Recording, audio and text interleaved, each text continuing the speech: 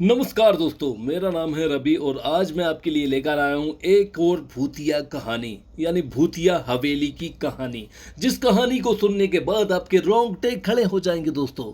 और मैं आपको बता देता हूँ, कानों में हेडफोन डाल लो और मोबाइल को साइड में रख दो, क्योंकि कहानी को जब तक पूरा नहीं सुना जाता तब तक मज़ा नहीं आता।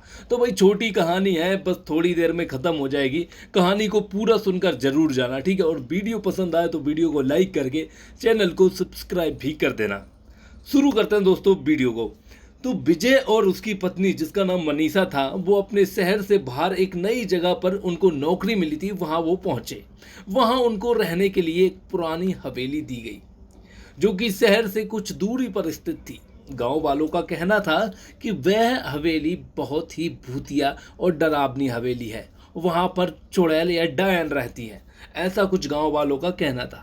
लेकिन विजय और मनीषा कहाँ सुनने वाले हैं, क्योंकि वो शहर से आए हुए एक एजुकेटेड इंसान है। क्योंकि ज़्यादा पढ़े लोग के लोग जो है आजकल जो है इन बातों पर ध्यान नहीं दिया करते, ठीक है। तो हम बात करते हैं, जब विजय और रिया हवेली में पहुंचे तो भाई वहां तो वो पहुंच गए, लेकिन वहां पहुंचने के बाद जब उनकी पहली रात गुजरती है तब उनके साथ क्या होने वाला है अब आगे सुनिए भाई। अब उनको पता चलेगा कि गांव वालों ने सच कहा था या झूठ। जैसे ही पहली रात उनकी गुजरती है तो पहली रात को ही जब दोनों सो गए होते हैं तो आधी रात के करीबन अचानक हवेली में अजीब अजीब आवाजें आने लगती हैं। कभी दरवाजा खटखटाने की आवाज आ रही है, कभी किसी के चलने की आवाज आ रही है। तो ये सब सुनकर भाई मनीषा जाग जाती है रात को, और मनीषा झट से विजय को जगाती है। तो बोलती है, देखो घर में कोई घूम रहा है, शायद वो चोर है या क्या है, देखो एक बार उठकर। और मनीषा ने विजय को जल्दी से जगाया और दोनों मिलकर घर के हर कोने को जांच लेते हैं, लेकिन उनको ना तो चोर दिखता है ना कोई और संदिग्ध व्यक्ति जो कि उस हवेली में घूम रहा था। ठीक है, ये रात तो उनकी जैसे तैसे गुजर गई, दिन हुआ कोई दिक्कत नहीं है, दिन में ठीक है। लेकिन भाई जैसे ही उनकी दूसरी रात आती है तो भाई दूसरी रात और भी भयानक हो जाती है। अब उनके साथ और भी भयानक घटनाएं होने वाली है। जैसे ही दूसरी रात आती है तो वो इस 12 साढ़े 12 के करीब मनीषा जो है सोने की कोशिश कर रही थी, और जो है विजय ड्यूटी से आया था तो वो थक गया था, वो सो गया था। लेकिन भाई मनीषा जैसे ही सोने की कोशिश करती है तो मनीषा देखती है कि उसके बेडरूम में एक परछाई घूम रही है, और ये परछाई भाई झट से निकल के जा रही है और फिर आ रही है, अलग ही दिख रही थी। तो उसने जल्दी से विजय को जगाया, और यहाँ पर मनीषा बहुत ज़्यादा डर चुकी थी दोस्तों, क्योंकि भाई कोई भी इंसान हुआ जब कोई बता देगा उनको कि वो भूतिया हवेली है। और अब मनीषा के दिमाग में उन गांव वालों की बातें भी दौड़ रही थी कि उस हवेली में एक डायन रहती है। ये बात भी अब मनीषा के दिमाग में दौड़ रही थी, हो सकता है ये डायन की परछाई हो। और वो जल्दी से घबराते हुए विजय विजय विजय करके जो है विजय को जगाती है। विजय जागता है और देखता है क्या हुआ। तो उसने बताया कि कोई परछाई है यहाँ पर घूम रही थी, लेकिन जैसे ही विजय जागता है वो परछाई गायब हो जाती है।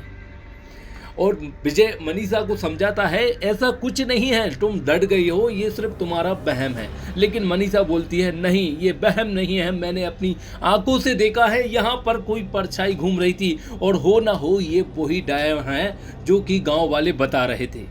मनीषा बोलती है विजय को कि ये वही डायन है जो कि गांव वाले हमको बता रहे थे, लेकिन तुमने विश्वास नहीं किया, अब पता नहीं हमारा क्या होगा।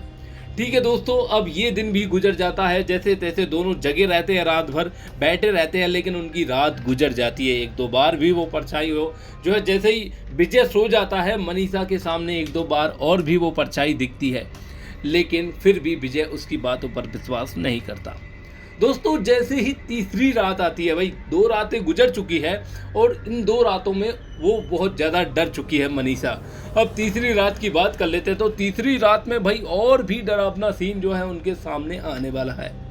तीसरी रात को विजय और मनीषा ने तय किया कि अब हम दोनों रात भर जाग कर देखते हैं कि इसमें सच में भूत है या कोई इंसान हमको डराने की कोशिश कर रहा है। तो ये सब जांचने के लिए विजय और मनीषा रात भर जागे रहते हैं। लेकिन जैसे ही वही आधी रात के समथिंग का टाइम होता है, 1:30-2 बजे के आसपास का, तो उन्होंने देखा कि वहाँ एक बूढ़ी सी मतलब एक बूढ़ी सी औरत घूम रही है जिसका शरीर आधा जला हुआ सा है।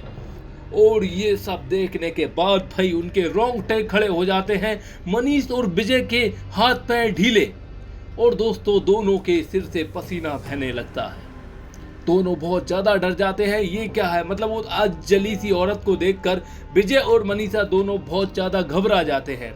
उस औरत की आंखों को देखते हैं तो लाल आंखें, चेहरों पर झुर्रियां बनी हुई है और वो बुरी तरह चिल्लाने लगे। विजय भी चिल्लाने लगा, कोई बचाओ हमें, कोई बचाओ। और यह मनीषा भी चिल्ला रही है। लेकिन भाई तभी वो जो भी डायन थी या भूत था वो वहां से चली जाती है, क्योंकि उनको उस भूत का उद्देश्य सिर्फ उनको डराना था। उस हवेली में उस भूत का उद्देश्य यही था कि वहां पर कोई नहीं रहे। लेकिन गरीमत ये रही कि भाई वो है जो विजय और रिया के साथ अभी तक कुछ गलत नहीं हुआ। अब अंतिम रात की बात करते हैं तो दोस्तों अंतिम रात कुछ भी हो सकता है इनके साथ। तो अगले दिन जैसे ही भाई विजय और मनीषा ने गांव वालों को इसके बारे में बताया कि वहां पर हमारे साथ हवेली में ऐसा ऐसा हुआ, वहां एक अधजली सी औरत हमको दिखाई दे रही थी, तो उनकी बात सुनकर गांव वालों ने उन्हें जवाब दिया कि हाँ, तुमको वो अधजली औरत हो ना हो वही थी जो कि बहुत सालों पहले उस हवेली में उसको जिंदा जलाया गया था। और ये सब सुनकर विजय और मनीषा दोनों बहुत ज्यादा डर जाते हैं। हो ना हो वही औरत है जिसकी आत्मा आज तक भी उस हवेली में घूमती है, भटकती रहती है। सालों पहले उस औरत को इस हवेली के अंदर वहां के राजा ने जिंदा जला दिया था। और ये सुनकर भाई उस दिन के बाद से मनीषा और विजय उस हवेली की ओर मुड़कर भी नहीं देखा और वो तुरंत के तुरंत अपना सामान पैक किया और वहां से निकल गए। गरीमत यही रही कि दोस्तों उन दोनों की जान बच गई और उनके साथ कुछ गलत नहीं हुआ। कहते हैं ना कि आज भी हवेली सुनसान है और वहां रात के समय अजीब अजीब आवाजें आती हैं।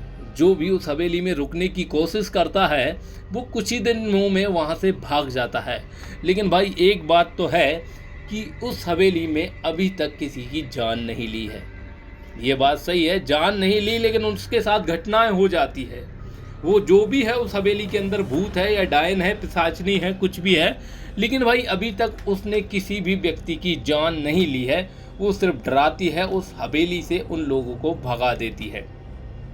तो मैं बता दूं मेरे प्यारे दोस्तों, ये कहानी हमें सिखाती है कि कभी कभी लोक कथाओं और अफवाहों में सच्चाई छुपी होती है। हो सकता है हमारे आसपास भी भाई ऐसी घटनाएं हो रही हों जिनके बारे में आप नहीं जानते हो। डरावनी कहानियां अक्सर हमारे मानसिक जो है उस पर असर डालती है, लेकिन हमें उन जगहों से दूर रहना चाहिए जहां अज्ञात और रहस्यमयी घटनाएं होती हैं। तो ध्यान रहे दोस्तों और सुरक्षित रहें, अपना ध्यान रखें। मिलते हैं अगली वीडियो में, तब तक के लिए जय श्री राम। ठीक है दोस्तों, वीडियो को लाइक करके जरूर जाना और चैनल को सब्सक्राइब भी जरूर कर लेना।